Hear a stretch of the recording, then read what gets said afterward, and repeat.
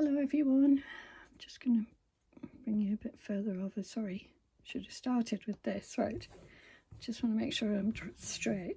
Okay, so yes, hello everyone, I hope you're all well.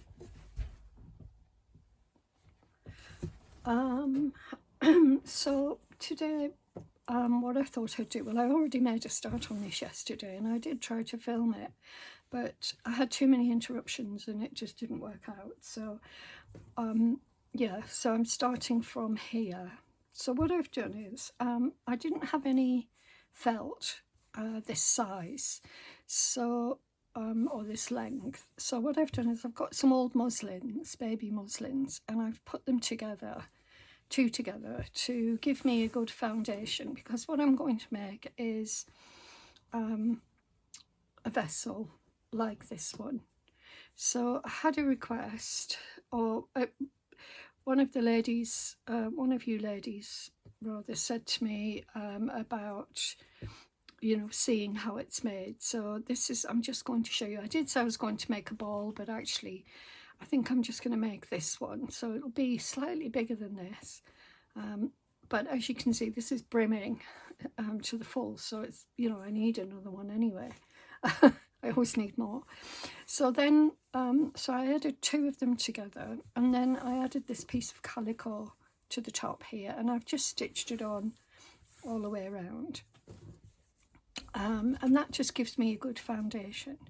And then what I've done is I've got all these little pieces here, and I'm going to put them together. Now I won't show you that process because it just takes, you don't really need to see that, and I'm trying to cut down the time that I'm on, you know, in terms of that sort of thing. So yeah, I'm not making myself clear. What I'm going to do is I'm just going to add all of these little bits on. I've already done it once and I'm going to do it again. I took a photograph of it. I'm going to do it again, and then you can see it once it's done, because you don't really need to see me putting the bits down. It will be clear when I've done it, what it look, you know, how I've done it. So yeah, I just thought I'd show you. So two pieces of muslin together, the size that I want. It's a slightly bigger, so I will have to cut some off, but it's going to be quite a big one. The only problem with these is the good storage, but you do have to sort of take things out to be able to see things, so bear that in mind if you're going to make one. I did consider doing a sort of a shallow one, a wider shallow one like that, but yeah, I'm just going to stick with this one for now, and then maybe I'll do a shallow one later. Right, so I'm going to turn you off and come back, and I will show you what it looks like when I've put it all on. Okay. Hi, so I'm back. So what I've done is I've just added everything together. I'd slight change to what I had, but I think it's going to be okay. So I've added a tiny dot of glue on, you know, on underneath everything. So hopefully that will work out. I think I'll pop that over, but I can adjust things. So what I'm doing is I'm going to, even though I've put glue down, I'm going to do a basting stitch or an invisible stitch. So if I start here, and I don't want to move things around too much at this stage, so I'm just going to yeah, just do, you know, the common basting stitch, which, or invisible stitch that we know. So small stitches at the front and on, you know, on the right side, and then long stitches at the back, so that, yeah. And now the other thing that I'll do is I whenever I've got a crossover or a, you know, overlapping, I tend to just you know, sort of try and secure that down by doing a stitch there. Sometimes I'll do a back stitch, sometimes it's just a stitch like now. So you can see that's holding it down. And again, I'm going to do another one here. And this just secures things. When you come to do your true stitching, then, you know, you can secure them in any way you like then. But this is, the other thing is I tend not to pull my basting stitches out. I know a lot of people do. I don't. I usually leave them in. That's not to say I wouldn't. It's just what I usually do, is what I'm saying. So it goes both ways. So if I was going to do, for example, you know, so where I've got one overlapping that side, on that side I will do both sides like that.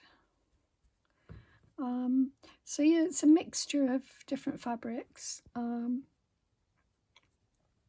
All of my fabrics have a bit of a story to them, and like all of them do, really, all fabrics do, because you know they're coming from somewhere, and especially when you haven't brought them new, then they're going to have, you know, if they're second hand, or you know you're repurposing, then they're going to have an element of you know, a story. And I can tell you most of them what the story is, if bearing in mind that a lot of these fabrics come from my family. Just wondering whether to put that over or under.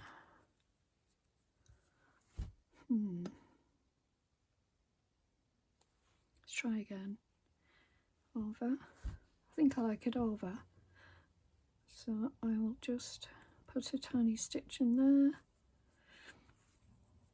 So I know most of you watching will know all of these, you know, this sort of stitching. So I don't want to teach anyone to suck eggs, but I'm just, for those of, in case there are a few people here that don't know what a basting stitch is, it's just a securing, it's an invisible stitch that secures the fabric. I should have thought about that. I'm going to do a back stitch there, come out right on the edge, and that way I'll be able to secure it here. And this, I'm going to come all the way over here. Sorry about my awkward hand position, just trying to let you see what I'm doing. Obviously, you know, you will see some of the stitches where it's on a darker fabric because I'm using white, but you won't see it when it's finished, because it will have a lot of different types of stitches on anyway, because I'm going to be, you know, stitching all these pieces together, so in using different stitches. So anyway, I'm going to turn this around and then I'll go back across. And I'm going to come all the way down. I don't need to be, you know, sewing it fully. I just need to be, oops, sorry, you might not have been able to see that. I'm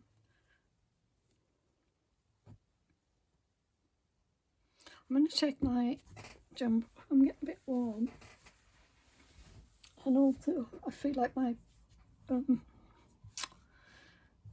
sleeves are catching on things. So going back to different fabrics, so yeah, a lot of them are things from my family, and also some of them are from things that I've collected, you know, over the years. So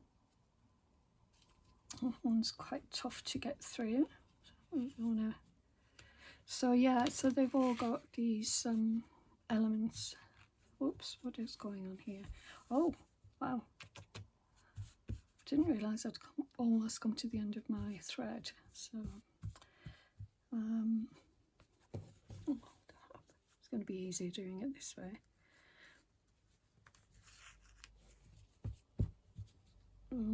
Yeah.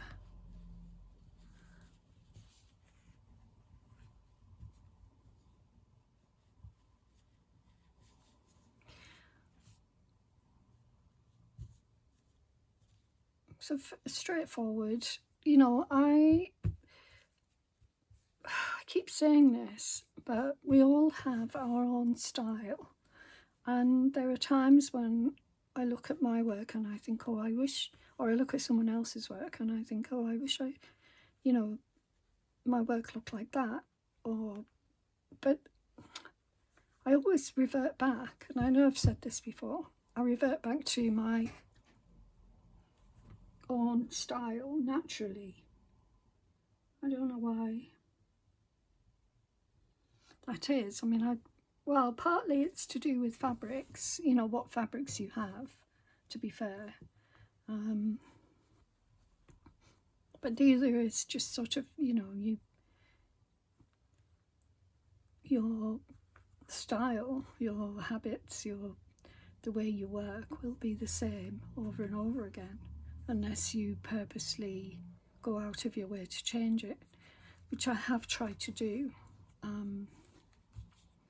occasionally.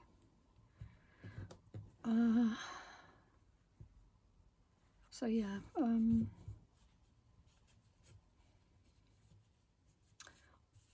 but it also looks similar because I tend to use similar colours because that's what I have. It's just the way it is, I'll just end off here. Jabbed myself a few times already.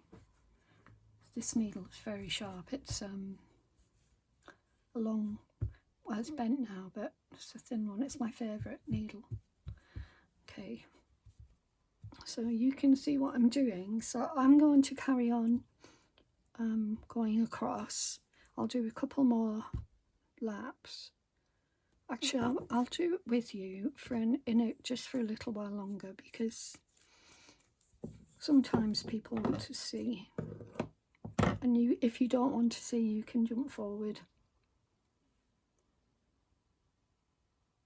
Because my style of video is a chatty video, I like to think of, or I envision my subscribers, watches, or the people who watch my videos, I sort of imagine them to be watching and working at the same time on their own projects.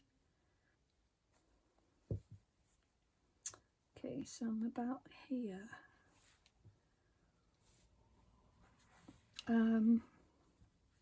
So when I'm chatting, it's all about, well, it's like having a chatty session with your friend or something. Speaking of which, I think we're going to, my niece and sister and I are going to do some crochet, an evening of crochet, I think, or if not crochet, knitting. We just decided we wanted to all get together and do that. And I think that will be lovely. And I was thinking about it because Ellie, my niece, she watches this, by the way. She was, supported me.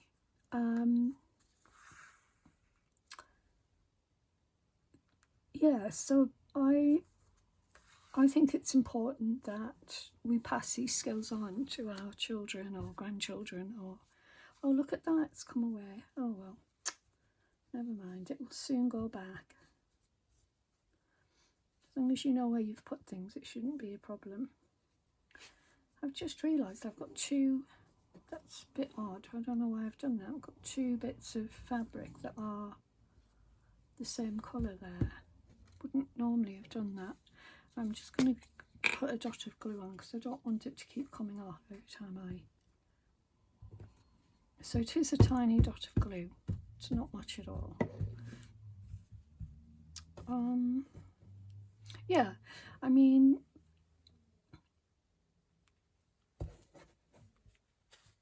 I like to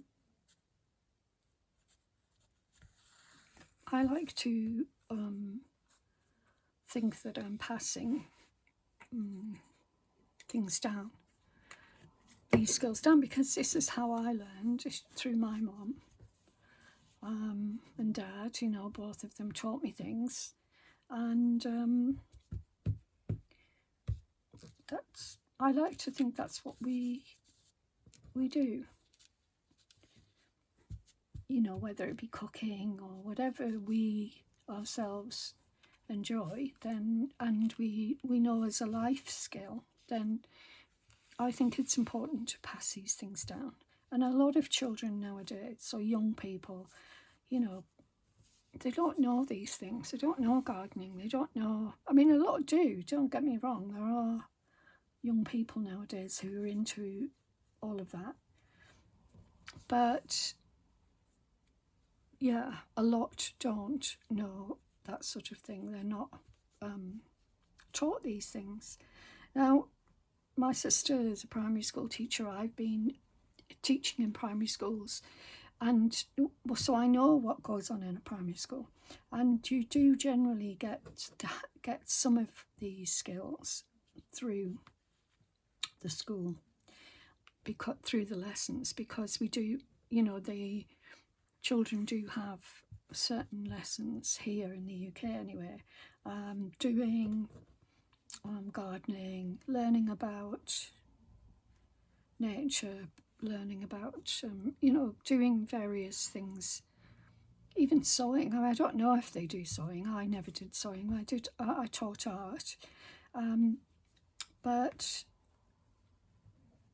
you know, even art, I guess. But yeah, I do think it's important that grandparents and parents pass these things down to enable young people, children, to feel a sense of self-sufficiency, that they're able to, for example, if they want to go a step further, make their own clothes, make their own things to hang in their homes, or so you know what I'm getting at. So that's what I'm saying. That's what I'm trying to say. Right, now I'll have to come back here. I'll have to do a bit of a back stitch. Hopefully it's all straight at the end. It looks like things are moving around, but if they do, I'll just try and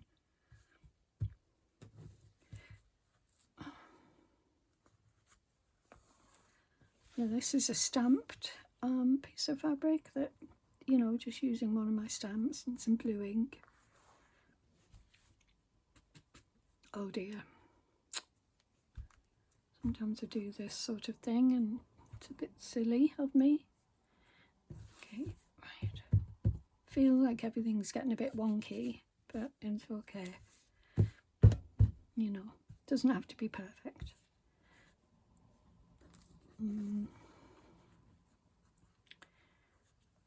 So as I say, this could take a bit longer because it's all very fiddly, and this is why I put glue here. I honestly don't think I could have the patience to do it without glue. Seriously. But anyway, carry on to the end, and then I'll let you go and I'll finish off. So I'm halfway anyway. Thank you for your lovely comments, as always. There are a few of you who take the time to engage, and it's so lovely. It really does feel like there's a community here, and I love that. I really do. Right, I'm going to just pause you here and then I'll come back.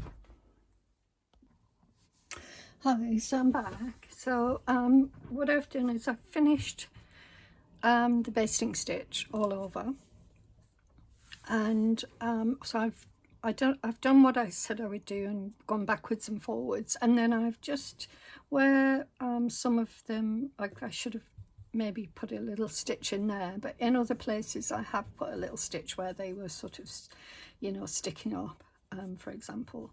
So everything's nice and secure.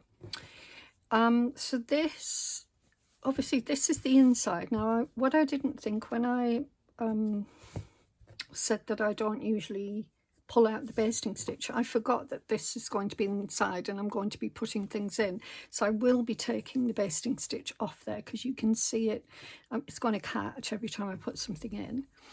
So the next stage is to pull these two together to create a join. Now I've put this on, I've just glued it on so it will easily come off, but I put it on just because I wanted to see what it looked like. So what would happen is I would have that there, and then that would join the two sides together. Well, not that, but you know, stitching it, and then that would be a nice sort of join. So I wrote this quite a long time ago on an art project. I was doing lots of work with fabrics, and they were all clothing, and it's a long story, but there's a reason why it's in French. Anyway, it doesn't matter. So but I like that piece. I've had it for a long time. I've got lots of them actually, and so I want to use it here. So I will have to cut some of this off because it's too much and I don't need it, you know. I did cut some off that side. What I realised when I put this together is that I'd put two pieces exactly the same and didn't realise that they're going to join. So I definitely needed something in between, but anyway, never mind. So yeah, so that's it really. The next stage is to do some slow stitch. I don't need to put it together like this yet. I just need to, I'm going to do some slow stitch on it. So I've chosen some pale blue. I quite like this colour, but I'm not sure. I've got some other colours here. I bought a big bag of these recently. Oh, it's a nice colour actually. I might use that. Or that, it's a bit paler. So I bought all these, only, I think it was £6 at a charity shop. And they're all different, yeah, they're not all good quality, but they're fine for me. I mean, I need to put them in a better bag, but yeah, this is what they are for now. Just take that one out as well. There, good. Okay, so I'm going to do some stitching, and I thought this is where you probably want to join me because this is what you're interested in. I'll just check that I'm in. So now, what do I want to do? So on this one, I did stitches, lots of different individual stitching. I didn't, you know, go all the way around and what have you. I did a nice circle there. I did some hearts, and I like this a lot. I mean, I love this piece.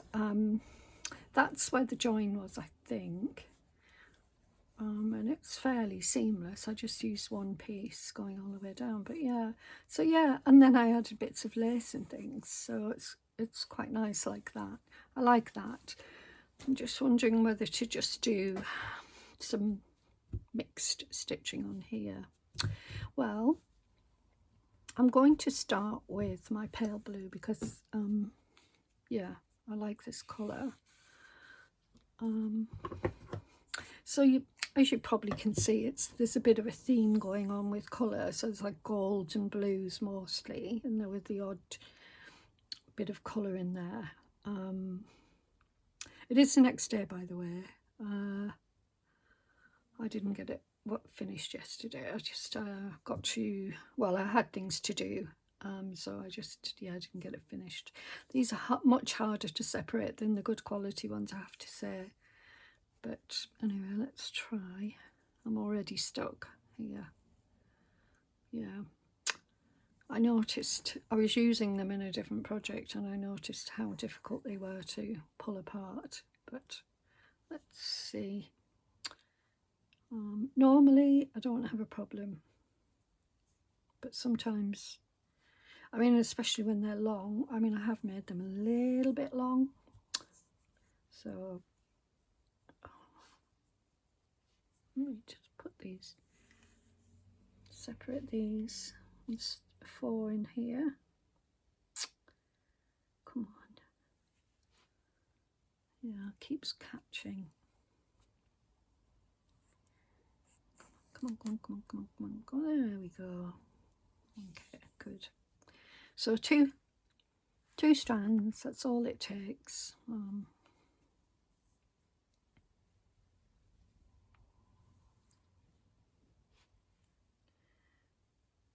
Let's see.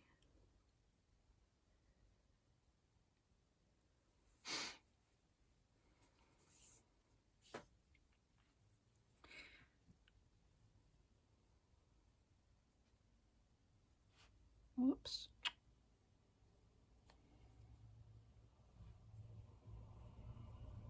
Oh my Lord. Right. Now, looking at this, I'm just wondering whether to do individual stitches on... No, I'm going to do blue and I'm going to go all the way. And I'm going to do canter stitch now. I'm wondering whether to do it across or down. I think I'll do it across. Now, bearing in mind, when you do this, so what I'm doing is what I should have done there is something else, but it doesn't matter. I can pull that off and do it again. I don't want to go all the way through because I don't want the stitches to catch when I... so I've got 3 layers here. So I'm going to just try and make sure that I only go through a couple of the layers, not the whole lot, so it doesn't cause problems. I don't know what I've done there. There we go. Right, so yeah, I thought you might want to join me for this part. I think it's sort of the most relaxing, I suppose. It should be. I don't like that word should. It's very yeah. Excuse my nails. When I'm in the garden, I always get my nails damaged because, yeah, and generally grubby because I tend to forget to wear my gloves. I just get stuck in, and you know, and I think sometimes I do it on purpose. I remember that I haven't got my gloves, and rather than go and get them, I just want to get stuck in.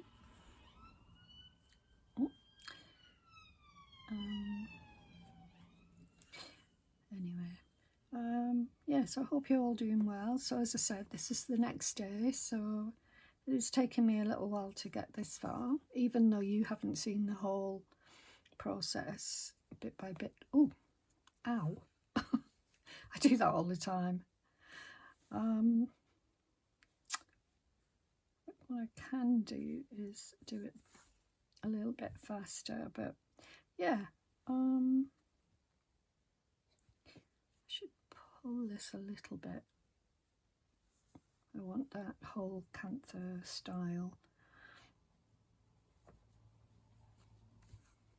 So running stitch all the way across. Now, just to be clear, what I'm going to do is when I sew it like this, or before that, I'm going to put some edging binding around there and at the bottom as well. No, I might not at the bottom, depends, because obviously I'll be putting a circle of, you know, a base down there as well. But yeah, just so you know, if you're thinking about this edge, what I'm going to do, I'll be covering that edge with something, just some cloth. I mean, it's not nothing, you know, fancy. So yeah, we've had a really cold spring here in the UK, but we're told this weekend it's going to warm up. Well, thank goodness for that, because it's coming to the end of May and we're in half term. I just can't believe how cold it's been. You know, I've had my heating on all winter and the whole of spring. Not as often in spring, but I've had it on almost every day, just for a couple of hours, which is just ridiculous. I mean, yeah, it's frustrating because some of my plants are not, I mean, I literally have tulips growing in my garden at the moment. It's so behind with things. Yeah, anyway. Some things behind. I mean, I've been keeping an eye open to see when the linden flowers are coming out, and they're, like I say, in the north, they're really quite behind. Don't think we're going to get a good crop here. Oh, well, when I say crop, it's not really a crop, is it? Just and I don't take many, but I do love linden. I love the flavour, and I like having it. It's a lovely herbal tea. It's called lime as well, so from the lime tree, and it is a nice sort of soothing tea. It soothes, it relaxes. It's a bit of a nervine, which is basically something you know, has properties that can help your nervous system to calm. A bit like lemon balm. Lemon balm does the same thing. So, you know, yeah, it's nice, and it's particularly nice with rose. I have rose with everything, to be honest. I just love rose. So, rose, lemon balm, bit of linden, oat straw is another nervine, and very good for, you know, relaxing us, relaxing the nervous system. Oh, I made myself bleed there.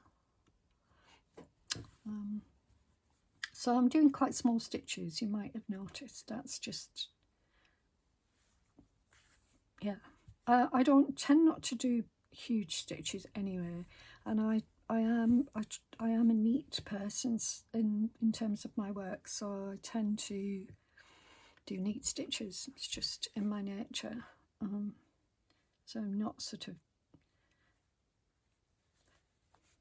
I didn't think about it. I mean, the whole point of slow stitch is that you don't think about it, just do what comes naturally to you, do what feels natural. You don't have to do anything that, you know, pushes you in any direction. You just let it go with the flow. Let your mind drift away if you want to. Listen to some music, some relaxing music. Sometimes I listen to podcasts. Depending on the podcast, they can wind you up a little bit, but yeah. If you want a more relaxing, mindful experience, then I guess you just have to choose something that's going to suit the moment for you. Or not have any noise at all. I mean, that's another option, isn't it? Is to not have anything going on. I mean, we live in a time, and I'm guilty of this, where we have something going on in the background. A lot of us, you know, with our phones and things like that. I tend to put things on. I never thought I would do that. I just, in the past, it wouldn't have been something I would consider, is to have something on in the background, because it distracts me, and I actually don't enjoy that feeling of being distracted, and I get frustrated with myself. So I don't know about you guys, but yeah, it's a poor habit, really, and I really need to. I'm not going to sew this, by the way, because I need this open for the joint, so, or the join to joint.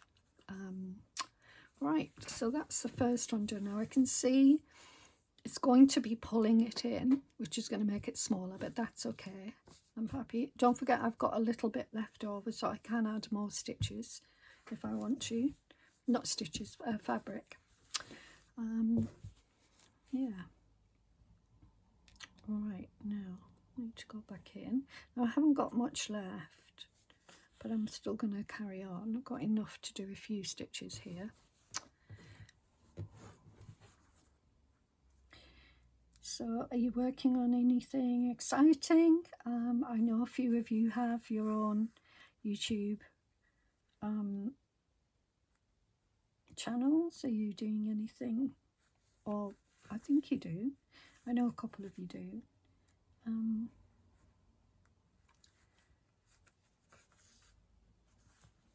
Is there anything that you're doing that you want to share with us in the comments section? Or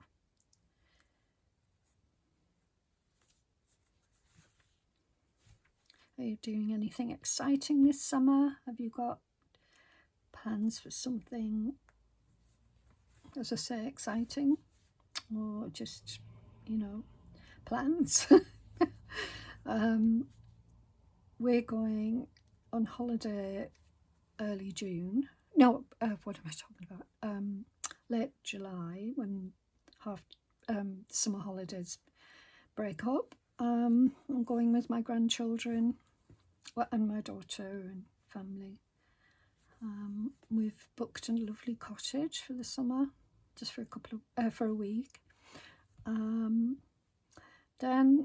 the plan is to go away abroad for a week, but I'm hoping that I can go, but you know, it depends on certain things. Well, it depends on Rudy, if I'm honest, because if I can get someone to have him and it doesn't cost me an arm and a leg.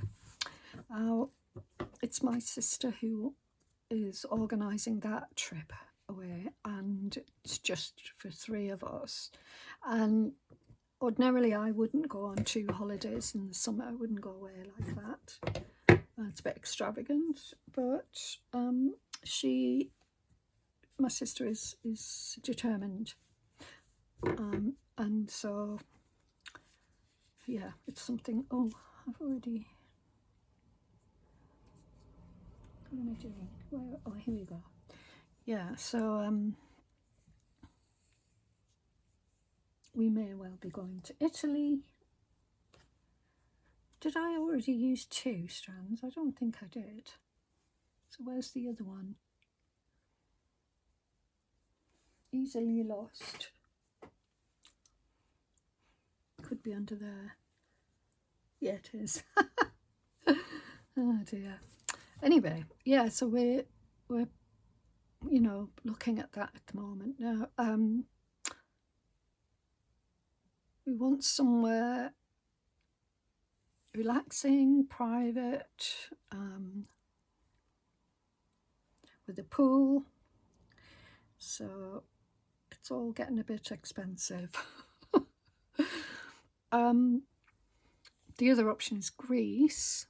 For some of you who maybe know, I used to live in Greece, and I miss it, really, really miss it.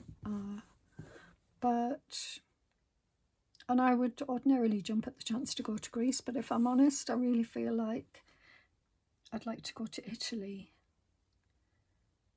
So yeah, this time.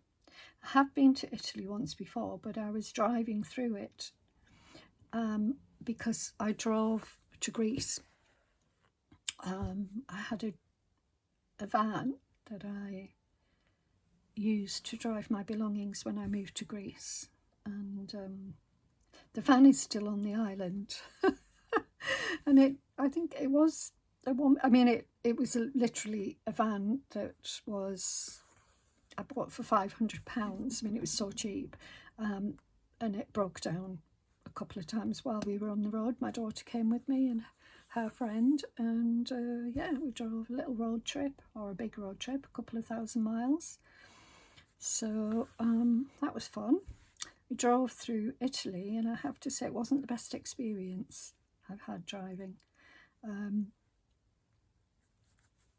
But, you know, that's a story for another time. Anyway, yeah, so I haven't been... We didn't stay there, I don't think. Oh, yes, we did. We stayed overnight, but it was at the port in Ancona. We missed the first ferry, the ferry that we'd planned to go on. So, yeah.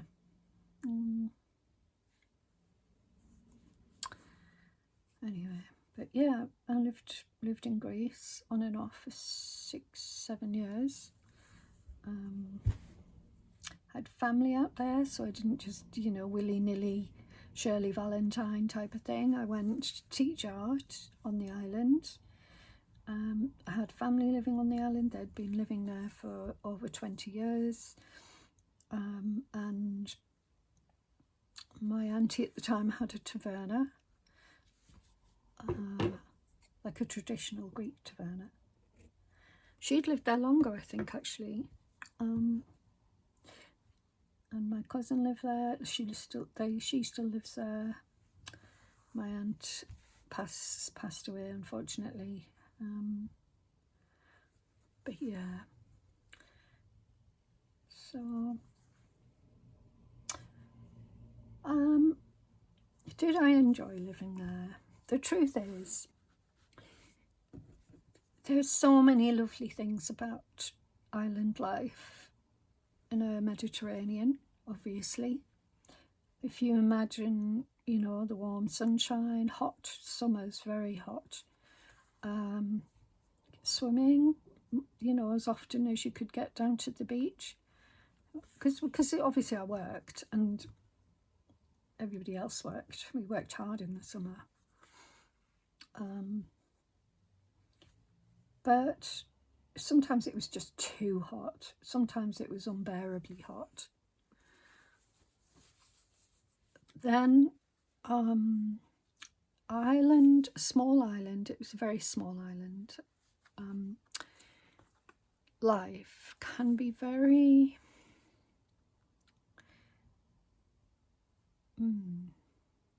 trying to think how to put it. People, there wasn't a huge expat group there. Mostly it was women that had worked in travel, and they'd stayed there in the 80s and early 90s and what have you, and they'd found husbands and stayed there. Very few lived there independently and stayed. They usually came back to the UK. And quite a lot of women married, had kids, but later on moved back to wherever they came from. They weren't all from the UK, they were from all over the place, but they came back, they went back home, which, you know, was difficult in itself. And I remember there was a programme came out, somebody did a documentary about, you know, women going to Greece and under those circumstances staying there and then having a family, but then wanting to go back to wherever they came from at a certain point. And of course in that the children go with them, and then in some cases it becomes a battle with the dad, because obviously he doesn't want the children to leave. So, and I saw that lots of times, if I'm honest. Obviously that didn't apply to me. My children had grown up. But yeah, I did see that. And I understood sometimes. I mean, so basically it was a very small island, so everybody knew your business. Just from, you know, if you went to the local supermarket, you know, people saw you every day doing that. If you went to the beach, people saw you every day doing that. You know, you couldn't escape people that you knew. And for somebody like me, I'm an introvert, like naturally introverted. I found that so difficult to, I felt uncomfortable in that. I felt stifled. I just felt it wasn't the right environment for me. But yet I loved the place. I mean, I fell in love with it. And so I would go backwards and forwards. I couldn't stay there for more than 3 months. And then I started to, and obviously I missed my family. I wanted to get home to my kids and, you know, be a part of that. I didn't want to be away from them all the time. So I came back to spend time with them and my family. But it was really hard. I found it hard.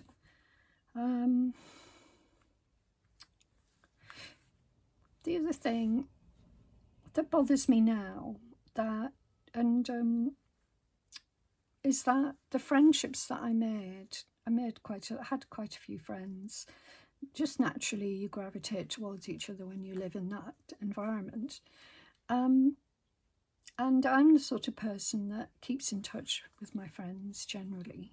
I mean, there have been people I've lost touch with over the years, but with social media now, it's easy to stay in touch. And I found that those people who I thought were friends didn't make the effort to stay in touch. And I was discussing this with my sister one day, and she said, well, yeah, but people lose touch, you know, you shouldn't. That's how it is. But, well, it is maybe for some people, but I found it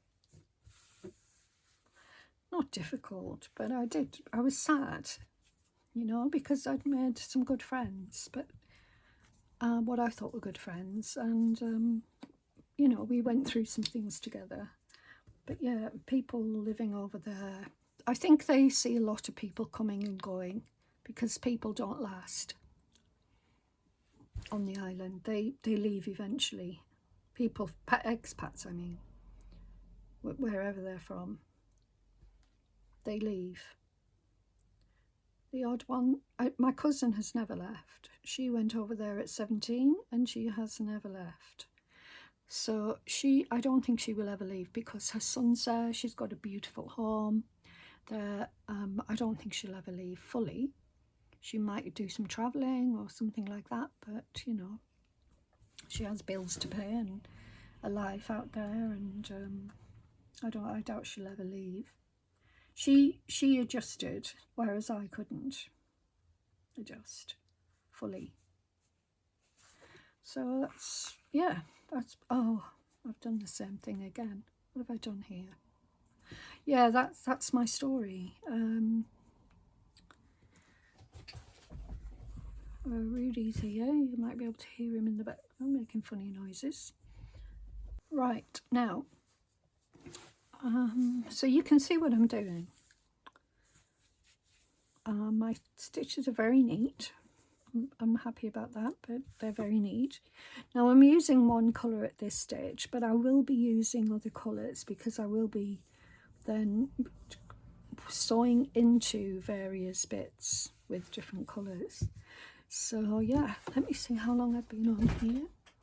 35 minutes. So then I did that onto the other one.